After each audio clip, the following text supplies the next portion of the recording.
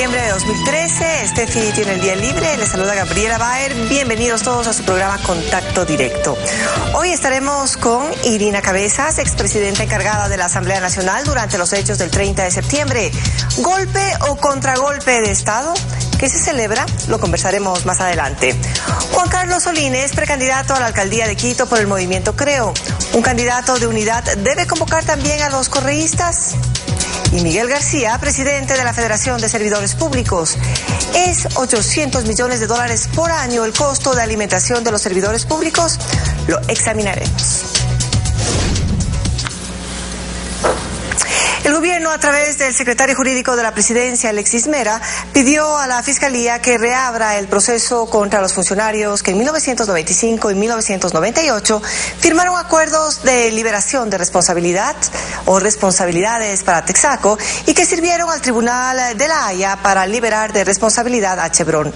Entre los funcionarios involucrados están Patricio Rivadeneira, ministro de Energía y Minas, Ramiro Gordillo, presidente ejecutivo de Petroecuador, y Luis Albán Granizo, gerente de Petroproducción.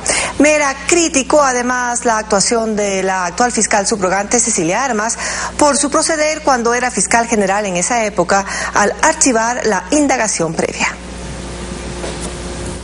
Funcionarios de los gobiernos de Sixto Durán Ballén y Yamil Maguad serán investigados por la Fiscalía.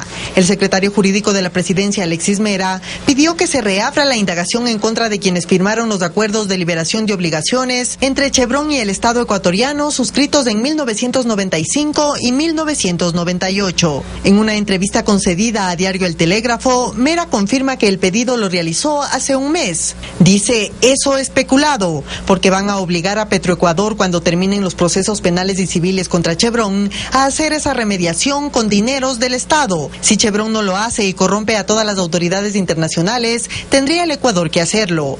Los acuerdos han sido mostrados constantemente por la compañía estadounidense para pedir que sea el Estado ecuatoriano el que cancele los 19.000 millones de dólares que le corresponde pagar a Chevron por daño ambiental, según la sentencia de la Corte de Sucumbíos. Alexis Mera además responsabiliza a la actual fiscal subrogante Cecilia Armas. Al respecto, Mera dice que la Contraloría estableció indicios de responsabilidad hace algunos años, pero desgraciadamente la fiscal de ese entonces, Cecilia Armas, viró la cara y dijo que no pasó nada, que este era un problema de carácter civil. Finalmente, Mera aclara que no es tarde para iniciar un juicio por este caso, ya que el delito de peculado no prescribe. El proyecto de resolución de la Asamblea Nacional que declara de interés nacional la explotación petrolera en el Yasuní excluye la explotación de los campos de Ispingo en el bloque 43 OITT y OVE en el bloque 31. Alfredo, buenos días, ¿cómo estás? Muy bien, Gaby, buenos días con todos. La razón para esta exclusión es que Ispingo y OVE se encuentran en la zona intangible y la Constitución ordena que esta no se puede tocar ni reducir, porque hacerlo vulnera el derecho a la libre determinación de pueblos aborígenes ancestrales en aislamiento voluntario. La vulneración constituye delito imprescriptible de etnocidio, de acuerdo al ordenamiento constitucional de Montecristi, que está considerado como el más avanzado en el mundo en cuanto a declaración de derechos. Lamentablemente, la realidad muestra que estas declaraciones insignes de nuestra Constitución en la práctica están siendo aplanadas, como lo han señalado la Veeduría Internacional para la Reestructuración de la Justicia respecto a la criminalización de la protesta social mediante la aplicación de las disposiciones del Código Penal sobre sabotaje y terrorismo, y con la expedición de una ley de comunicación que, de acuerdo con los relatores sobre libertad de expresión de la ONU y la OEA, es incompatible con la Convención Americana de Derechos Humanos que prevalece sobre la propia Constitución. Pero lo del etnocidio es de una gravedad especial y ha hecho muy bien la Asamblea Nacional en acordar la exclusión de Ispingo y OVE que están en la zona intangible. Académicos y oportunistas pueden pasarse discutiendo sobre el acierto o desacierto de lo que significa el delito de etnocidio para quienes violan una zona intangible, irresistiblemente atraídos por el encanto de los petrodólares. Pero lo cierto es que ese mandato fue aprobado por el pueblo soberano en referéndum y ha sido enarbolado con razón por la Revolución Ciudadana como uno de sus logros morales e históricos. Por lo mismo, Para segundo debate, los asambleístas de Alianza País tienen el compromiso histórico de perfeccionar esa exclusión, eliminando párrafos equívocos sobre avistamientos, monitoreos y grupo de observadores para una actividad que simplemente está vedada por la Constitución. Toda esa hojarasca debe ser refundida porque convierte en un lavamanos de la Asamblea excluir a Expingo y Obe mientras abre la posibilidad de la indecorosa puntita de los violadores. La exclusión debe ser expresa y terminante, como manda la Constitución. La actualidad, los protagonistas, el análisis y la información en Contacto Directo.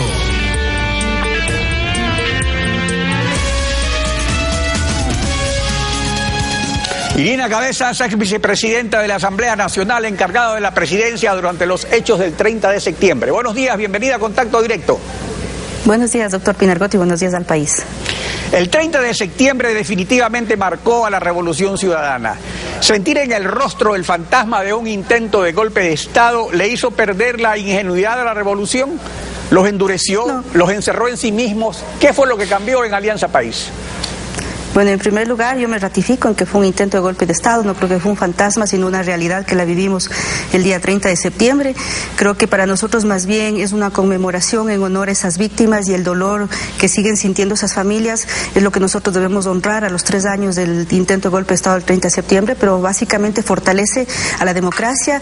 A raíz de ese 30 de septiembre creo que es básico analizar lo que nos deja la herencia y lo posterior al 30 de septiembre. Es básicamente fortalecer, como le digo nosotros, el respeto justamente al orden constituido, y es algo que nosotros vamos a seguir fortaleciendo a través de todo este proceso que se ha venido dando para todos y para todo el país, sobre todo para las ciudadanas y ciudadanos. Quedó muy claro de que ese día nos sentimos vulnerables absolutamente todos los ciudadanas y ciudadanos. Eso es algo que nosotros no se puede volver a repetir en la historia, lo cual fortalece la democracia, fortalece al movimiento, pero como le digo, nosotros no celebramos nada, más bien conmemoramos y nos sumamos al dolor que deben sentir las familias de las cuales perdieron sus vidas sus familiares. Ahora, lo cierto es que políticamente la crisis se produce porque democráticamente los asambleístas de Alianza País no se allanaron al veto presidencial al proyecto de ley de servicio público, aunque el presidente advirtió disolver la asamblea. Policías y militares se sublevaron, el presidente imprudentemente, según él mismo lo reconoció, fue a provocar a los policías sublevados, el recinto de la asamblea fue tomado por los sublevados, hubo desórdenes por todos lados, heridos, muertos. Ahora, pero ante esta situación de hecho a la que Alianza País califica como un intento de golpe de Estado, el gobierno se salvó por ejecutar un contragolpe de Estado, es decir, medidas de hecho contra medidas de hecho en defensa propia.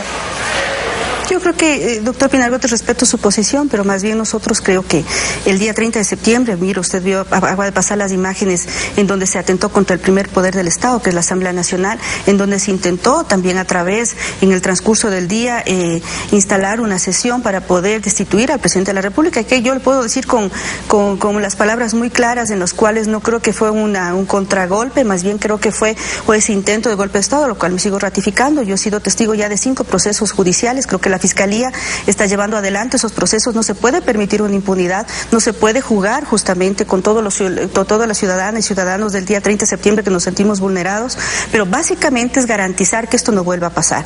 La justicia debe primar el rostro justamente de quienes son los que estuvieron atrás de todo lo que sucedió el 30 de septiembre, es necesario verlo, yo comparto con el presidente de la República y lo respaldo totalmente en las investigaciones, en haber creado una comisión para que se analice, se investigue y aporte. No, la comisión no va a ser otra cosa que aportar a la Fiscalía para que continúe con las investigaciones, pero fundamentalmente porque el país debe tener claro de que esto no puede volver a pasar. Esa imagen que teníamos del Congreso en donde se negociaba y se destituía presidentes a raíz del 30 de septiembre no puede volverse a repetir, porque eso fue un ejemplo de que nosotros como Asamblea Nacional no estábamos para negociar, para en este caso desestimar o a su vez ser parte de un complot, de un intento de golpe de Estado. La soberanía se recuperó, creo que a través también del 30 de septiembre, el proceso revolucionario que que lo lidera el presidente Rafael Correa, nos devolvió a los ecuatorianos el orgullo de sentirnos ecuatorianos, de defender, como en otros procesos se daba que la gente salía a destituir un presidente, en este salió a defender el poder constituido, es decir, al presidente de la República, lo cual creo que da muestras para que la oposición y aquellos grupos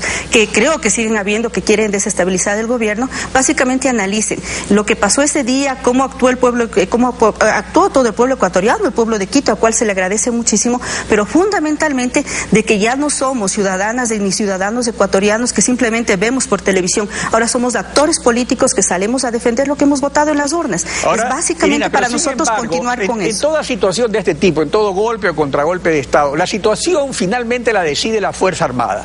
Recordemos lo que declaró el jefe del Comando Conjunto en el momento más álgido. Veamos lo que dijo el general González.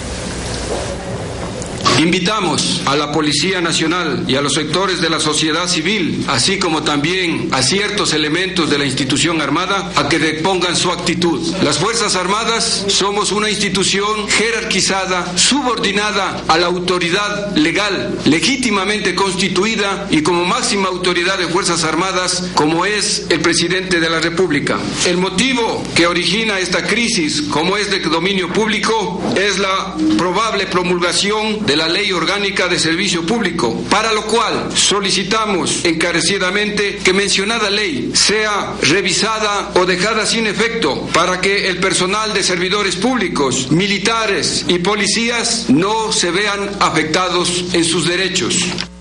O sea, realmente aquí se definió todo. Usted declaró a la Asamblea el receso para que el proyecto de ley objetado entre en vigencia por el Ministerio de la Ley. El gobierno, vía decretos ejecutivos y acuerdos ministeriales, atendió las demandas de Fuerza Armada y Policía.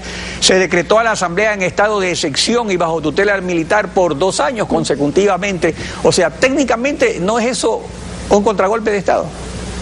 No, yo creo que más bien yo aplaudo la posición que tuvieron las Fuerzas Armadas el día 30 de septiembre, en donde respaldaron como jefe de Estado y jefe del Comando Conjunto al presidente de la República, es decir, el jefe del Estado ecuatoriano. Eso es algo que nosotros lo valoramos porque no estuvieron de la otra posición. Yo creo que la Policía Nacional como institución es muy honorable, está dando muestras de todo lo que es justamente el combate a la delincuencia, pero creo que ese día ciertos elementos se olvidaron de su papel fundamental, que era garantizar la seguridad ciudadana. Entonces, para nosotros en ese momento era fundamental lo que usted acaba de pasar, cómo se comportó las Fuerzas Armadas, lo cual es loable, pero hay que aclarar algo nosotros, lo que usted nos está diciendo es fundamental, de cómo se constituyó ese día, cómo fueron los hechos en ese día, creo que hay que seguir analizando. La Fiscalía tiene en sus órdenes justamente cómo va a seguir procediendo en los diferentes procesos. Mire que ya tenemos cerca de 3 procesos con sentencias, en este caso que ya no es, simplemente tenemos el de rebelión, tenemos el caso de la escolta legislativa, en donde ya han tenido sentencia, en donde se demuestra que hubo un intento de golpe de Estado, que hubo una desestabilización y no solamente está en una especulación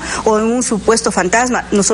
Yo que estuve ese día pude ver que el presidente de la República estaba secuestrado en el hospital de la Policía Nacional. Entonces es fundamental de que esto no vuelva a ocurrir. Yo exijo también justicia para todos los que son parte en este caso, que ojalá podamos tener y se demuestre al país con veracidad cuáles son los rostros que estuvieron detrás de este intento de golpe de Estado, que es fundamental porque es una deuda histórica que le tenemos al país. Pero fundamentalmente seguir viendo de que estamos en un proceso democrático. Lo más valioso de todo esto es la voluntad popular, y la voluntad popular le ha dado ese respaldo al presidente, incluso después de todos estos temas de un intento de golpe de Estado, de ese respaldo popular. Lo vamos a seguir viendo en las próximas elecciones. Creo que es algo que el país en sí, no solamente los medios, yo valoro el espacio que pueden dar los medios de comunicación, pero lo que se siente, se ve, y los votos en este caso son los que siguen respaldando este proceso revolucionario, y que a la vez, doctor Pinargote, siguen ratificando de que a partir del 30 de septiembre nació una verdadera recuperación de una democracia, porque ya no solamente eran los ciertos poderes políticos los que manejaban a través de la Asamblea Nacional qué presidente se queda, qué presidente se va, sino que fue las ciudadanas y ciudadanos que salimos a defender el poder constituido en las calles en ese día de 30 de septiembre. En efecto, durante los días siguientes vamos a seguir analizando este episodio que deja enseñanzas muy importantes para la democracia ecuatoriana. Gracias, Irina Cabezas, por su participación en Contacto Directo. Gracias. Gaby. En breve, con Juan Carlos Solines, la alcaldía de Quito. ¿Es factible que haya un solo candidato que compita con el candidato de Alianza País? Y ya regresamos. En su mejor expresión, el hombre es el más noble de los animales, separado de la ley y la justicia es el peor. Aristóteles. La primera obligación de una sociedad es la justicia. Lo escribe Patricia Estupiñán en la revista Vistazo, que circula desde hoy.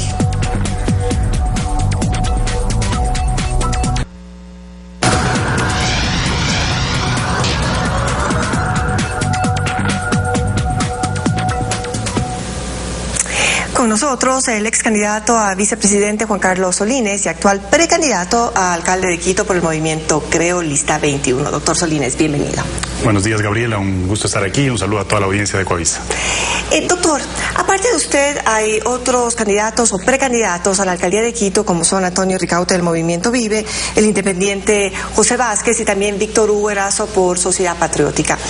¿Cree que es posible aún tener un candidato de unidad, de consenso de la capital, que le haga frente a un candidato de gobierno que no sea necesariamente de oposición, sino de unión cívica, convocando incluso a simpatizantes que no son miembros de Alianza País? ¿Cree que es factible? Yo creo que la unidad siempre es factible y hay que seguir conversando. Lo importante es conversar alrededor de propuestas para Quito. Lo importante es conversar no alrededor de personas ni de posicionamientos de personas, sino alrededor de planes y proyectos concretos para solucionar los problemas de Quito que no han sido solucionados en estos 4 años. Por lo tanto, pues la organización Creo, la que yo represento, ha estado abierta desde hace un tiempo a conversar, a dialogar. No se han llegado a acuerdos concretos y esperemos pues que, más allá del número de candidatos, creo que no debemos alarmarnos tanto por eso.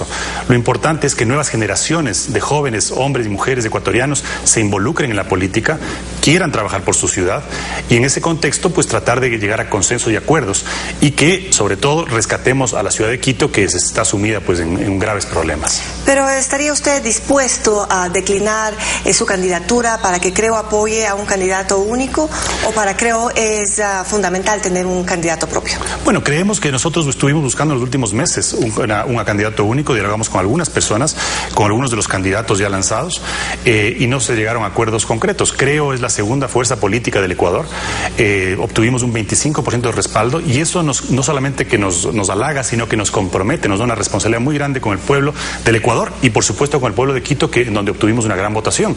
Hemos presentado nuestra propuesta, hemos presentado un precandidato, que en este caso soy yo, y esperamos que alrededor de eso se vayan aglutinando fuerzas de tal forma que podamos articular una propuesta poderosa para Quito, que como digo, rescate a la ciudad. De ser así, ¿estaría dispuesto entonces a declinar su candidatura?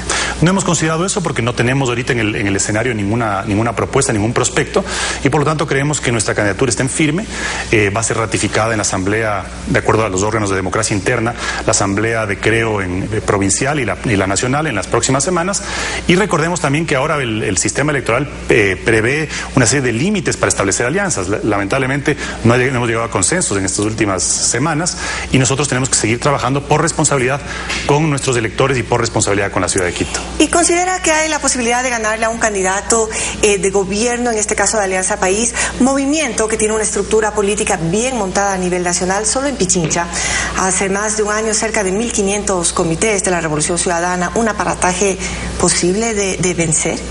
Estamos convencidos. Creemos que la ciudad de Quito en general está insatisfecha con la gestión del alcalde Barrera. Creemos que es tiempo de que Quito renueve sus aires, que tenga pues una perspectiva de crecimiento. Quito va a ser en el 2021 la ciudad más populosa del Ecuador. Debemos prepararnos, no estamos haciendo lo conducente para realmente retomar ese liderazgo, esa jerarquía que tuvo la ciudad y yo creo que eso es un sentimiento generalizado en toda la población.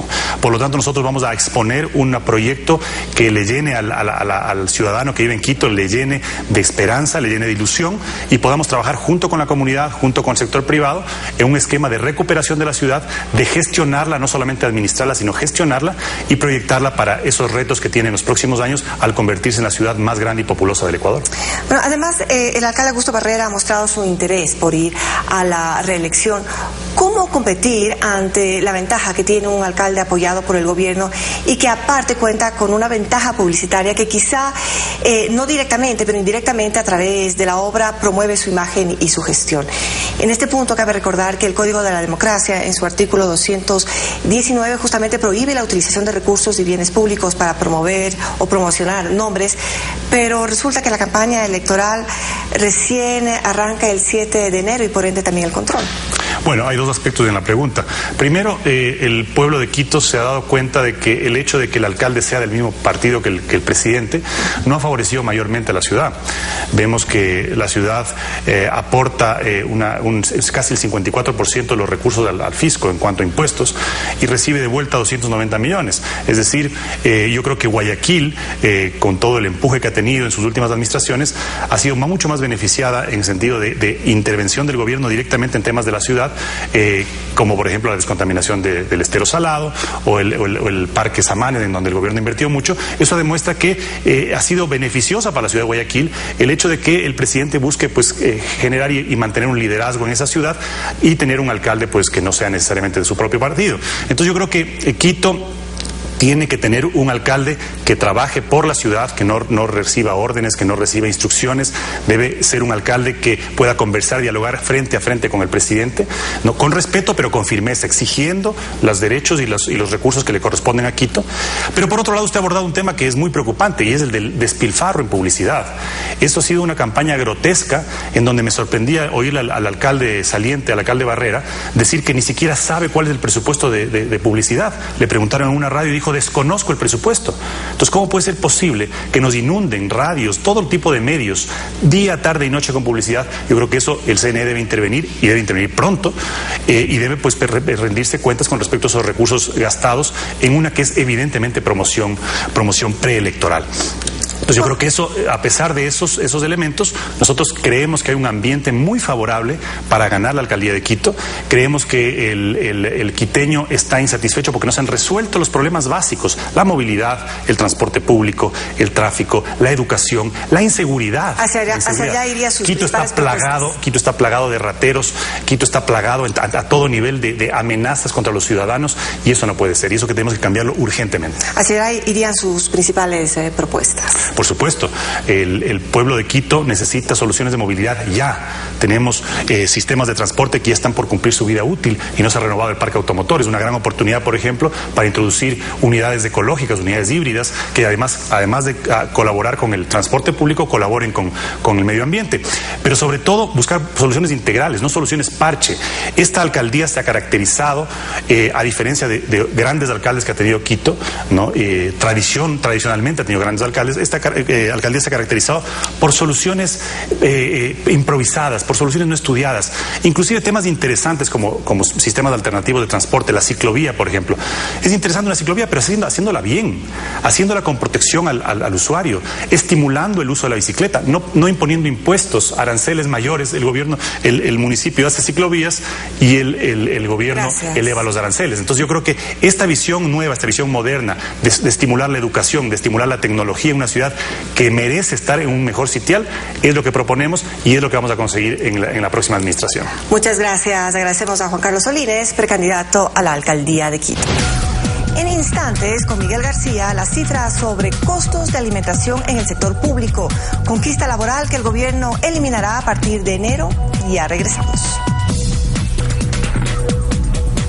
Un tribunal ético integrado por miembros de la Comisión de la Verdad, que analizó 41 sentencias contra líderes sociales acusados de sabotaje y terrorismo, concluyó que no existe independencia judicial. Lo escribe Alfredo Pino Argote en la revista Vistazo, que circula desde hoy.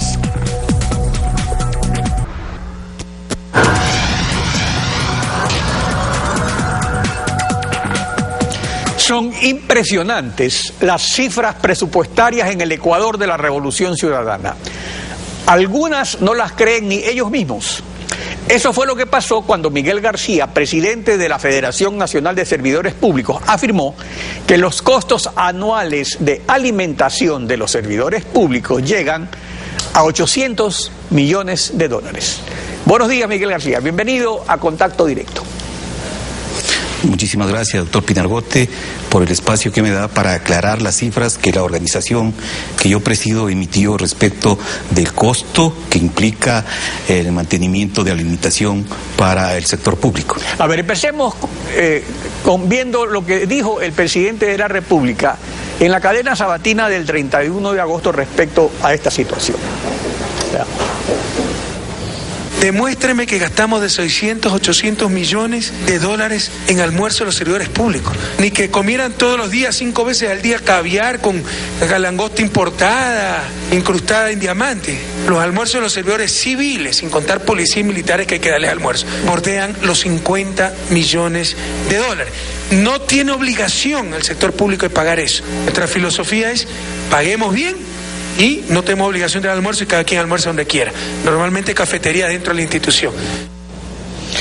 A ver, al presidente seguramente lo informó el Ministerio de Finanzas. Ahora, para sostener lo contrario, la Federación de Servidores Públicos se basa en varios datos. Comencemos con el número de servidores, cuántos son, con policías, militares, todas las funciones del Estado, cuántos han ingresado en los últimos 6 años al sector público, etcétera. Empecemos con eso, para identificar. Sí, efectivamente, el dato fundamental para el cálculo es cuántos somos. Tengo un documento de la Organización Internacional de Trabajo que tiene fecha agosto del 2013 y que menciona que en el 2012 los que laboramos en el sector público éramos 584,000 empleados del sector público. El artículo 229 de la Constitución, doctor Pinargote, establece que son servidoras y servidores públicos todas las personas que en cualquier forma o a cualquier título trabajen, presten sus servicios o ejerzan un cargo, función o dignidad dentro del sector público. En consecuencia, aplicando la norma, 584,000 somos servidores públicos y aplicando la ley orgánica que da un ámbito generalizado para todos los que trabajamos en el sector público, la 14ª disposición general de la LOCEP, publicada en el registro oficial del 6 de octubre del 2010, la alimentación es un derecho para todos. O sea, es una obligación del Estado darle la alimentación. ¿Qué dice exactamente esa disposición transitoria? Habla de algunas obligaciones, ¿no? Y señala hace más de 10 años, doctor Pinargote, cuando se estableció la jornada única, se determinó la necesidad de proveer de alimentación a los servidores públicos que estaban acostumbrados a ir a su casa, comer con su familia y regresar para la segunda parte de la jornada. Inicialmente esto fue compartido, un porcentaje por los servidores, un porcentaje por la patronal, y ha ido avanzando la conquista, y esta conquista permaneció en la nueva Ley Orgánica del Servicio Público del 6 de octubre del 2010, en donde se prohíbe todo menos alimentación, guardería, transporte y uniformes.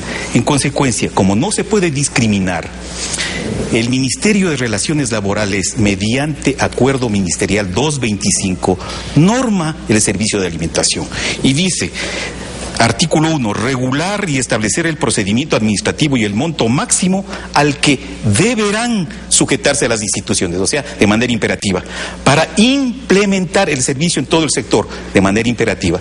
En consecuencia, a reglón seguido, en otros artículos dice que el tope del costo del almuerzo debe ser $4 más el IVA. Esto quiere decir 4.48. Ahora, pero ¿a quiénes les corresponde solo almuerzo, además las 3 comidas, y cuánto es el costo por comida para poder sacar ese costo de 800 millones que realmente impresiona? Realmente son 584,000.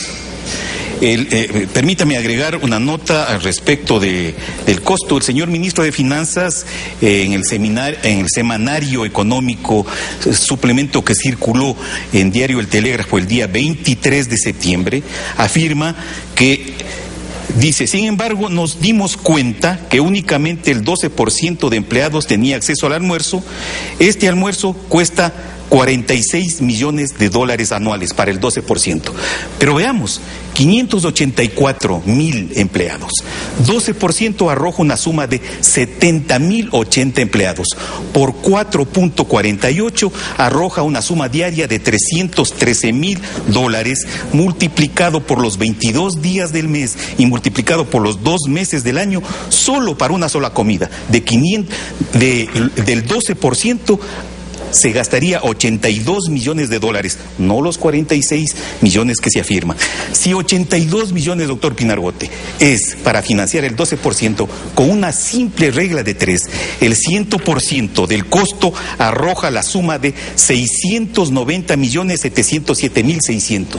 Pero como efectivamente usted bien lo acota, 100.000 de estos 584 son policías y militares, y al menos ellos tienen que ingerir una comida adicional. Solo poniéndole una comida adicional, 100.000 por 4.48 son 448.000 dólares diarios, multiplicado por los 22 días y multiplicado por los 12 meses, arroja la suma de 118.272.000, más los 690 millones, el total del costo para cubrir este derecho a todo el sector público, como ordena la ley y la Constitución, es de 808.979.000. Lo que quiere decir que la suma proporcionada es correcta.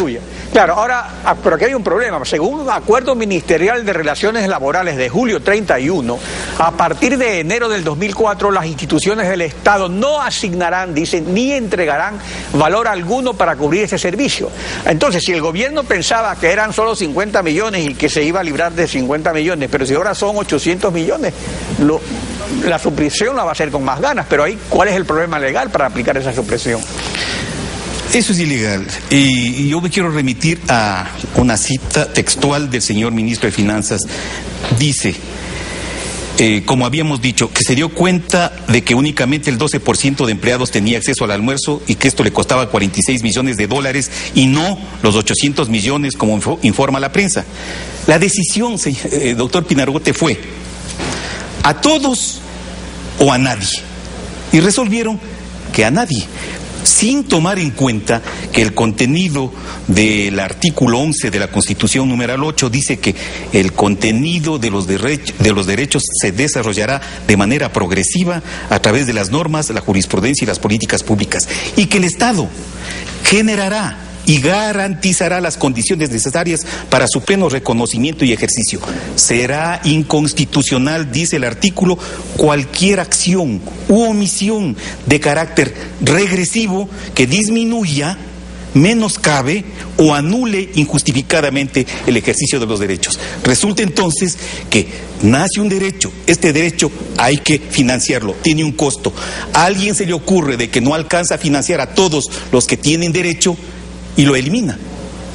Ahora, ¿pero en qué estado se encuentra esta situación? De acuerdo al acuerdo ministerial, ¿se lo ha impugnado? ¿Hay alguna negociación? ¿O simplemente se va a cumplir? ¿Qué es lo que está pasando? Se lo ha impugnado en la medida de que es un derecho contemplado en la ley. ¿Pero se lo ha impugnado ante la Corte Constitucional o ante qué instancia? De ninguna manera.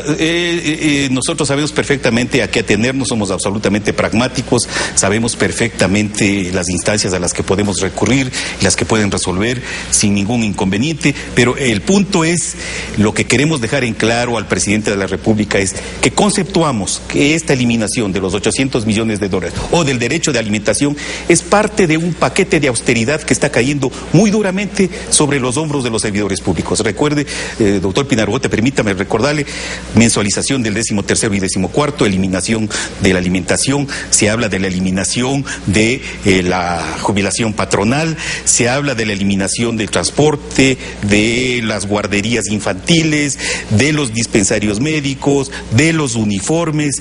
Se está pagando, en vez de pagar como estaba estipulado la compensación por jubilación, en vez de dinero efectivo se ha resuelto que se pague el 100% en bonos del Estado. Pero sí se ha hecho una excepción. Usted había sugerido, había pedido de que esto de los bonos se exceptúe a las personas que tienen enfermedades catastróficas. El presidente en la última cadena aceptó algún cambio sobre esto de los bonos. ¿Cómo está eso? El punto es que ese cambio que ha aceptado el señor presidente de la República debería reflejarse en el acuerdo ministerial, porque el acuerdo ministerial, al reformar el artículo 288 del reglamento de la LOSCA, no hace excepción alguna, y el tercer inciso del 288 que en referencia establece que inclusive los que acceden a jubilación por circunstancias catastróficas o por invalidez recibirán el 100% en bonos del Estado. Esto no resiste a la lógica. Si alguien necesita, es el que está en estado catastrófico, necesita tener dinero en efectivo para solventar los pocos días de vida que le queden por su estado de salud precaria. Miguel García, gracias por su participación en Contacto Directo. Gaby, tenemos que despedir. Así es, que todos tengan un buen día. Fue un placer acompañarlos. Bueno, y antes de despedirnos, les recuerdo que está en circulación la revista Vistazo, edición especial, las 500 mayores empresas del Ecuador. Muy interesante edición de la revista Vistazo. Y conmigo hasta el próximo lunes. Chao.